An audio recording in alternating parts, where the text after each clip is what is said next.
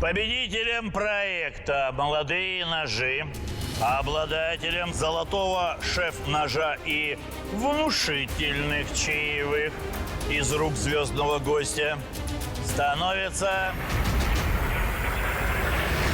Эскандер. Молодец, поздравляем. Это тебе. Ну и, конечно, символ нашей профессии – золотой нож. Поздравляю. Молодец, красавцы.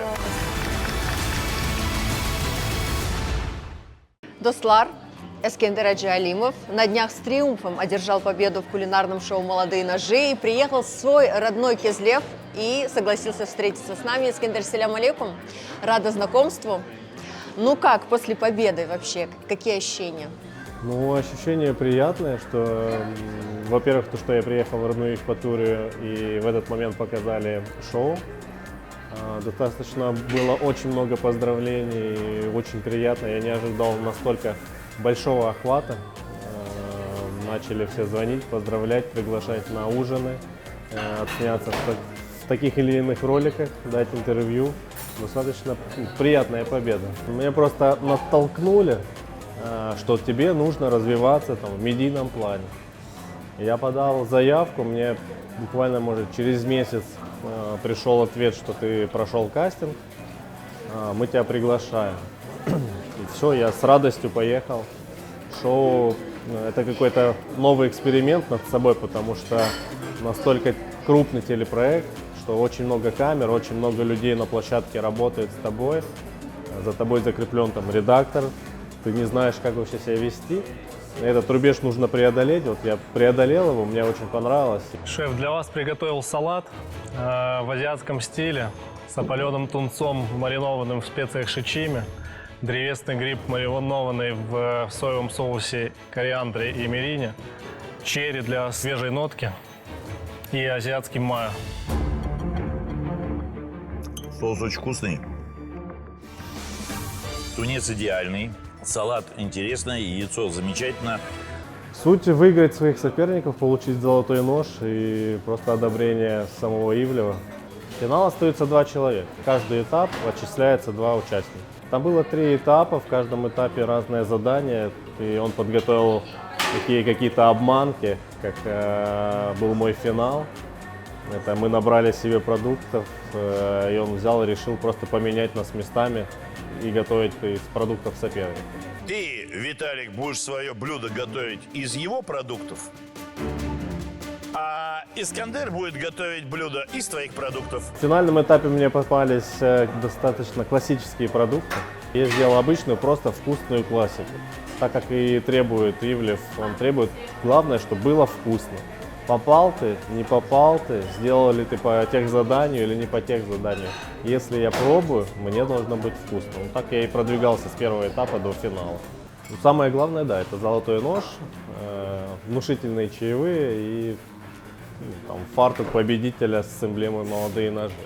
Но туда идут, я думаю, больше не из-за денег, не из-за ножа, а просто показать себя, что ты умеешь. Я решил готовить азиатскую вариацию на тартар из говядины, добавив в нее немножко Франции, это сделать картофельный гратен. Альтернативный стейк? Да. На финале? Конечно. Ты уверен? Он у тебя не промаринуется? Он пропитается соусом. но Ничего он не останется... пропитается. Альтернативное мясо. Жрать невозможно. Я думаю, что у меня есть все шансы выиграть эту битву. Вы родились в Кизлеве. По детству я спалил не один противень, потому что я в детстве наблюдал, как моя мама пекла какие-нибудь всегда тортики на день рождения, мне же, блинчики. Всегда она очень любила готовку.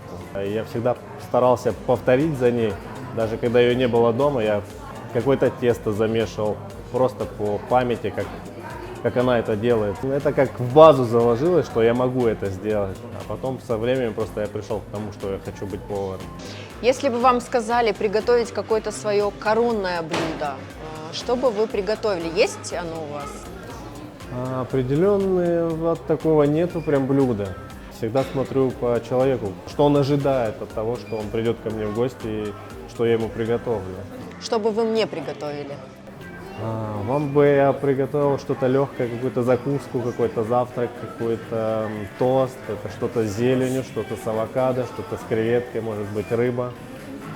Так я вижу вас. Да, как вы поняли, что я это люблю? Не знаю, вот получается читать людей. Поварская интуиция, да? Вы работаете вне Крыма, и для вас важно, как для крымского татарина, чтобы вас где-то вне Крыма знали именно как крымского татарина? Но определенно, когда я куда-то приезжаю, я говорю, что я родом из Крыма, я знаю эту культуру, всегда рад показать людям, как мы живем, как мы дышим, чем мы питаемся. Если бы вам сказали познакомить с крымскими татарами через какое-то определенное блюдо, что бы вы приготовили? Я думаю, я бы приготовил наши чебуреки, так как они отличаются от всех. Где бы я ни пробовал, но все не так, все не то. У нас это как-то принято очень тонкое тесто и пышное после жарки. Очень много сока, вкусное мясо, потому что в Крыму очень хорошо работают с мясом, оно чуть другого вкуса, нежели где-то за пределами Крыма. На данный момент в Воронеже я являюсь бренд-шефом сети заведений, насчитывает порядка 4-6 заведений, постоянно работающих. Развиваем свою компанию, говорю свою, потому что я тот человек, который даже придя в компанию, сразу хочу сделать все по максимуму, отношусь с душой, поэтому я всегда, когда меня цепляет место, я говорю, это мое. В Крыму есть перспективы, но до Крыма все доходит немного позже, чем это есть где-то за пределами Крыма. То ли люди у нас просто не готовы еще принимать что-то новое, то ли Крым заточен на сезонность больше, а не на постоянство и развитие. Я всегда, когда нахожусь не дома, не в Крыму, мне хочется вернуться в свой город, открыть свое заведение. Это будет какая-то маленькая пекарня с хорошими завтраками. Но приезжая пока что в Крым, я не вижу то место, где я бы хотел это сделать.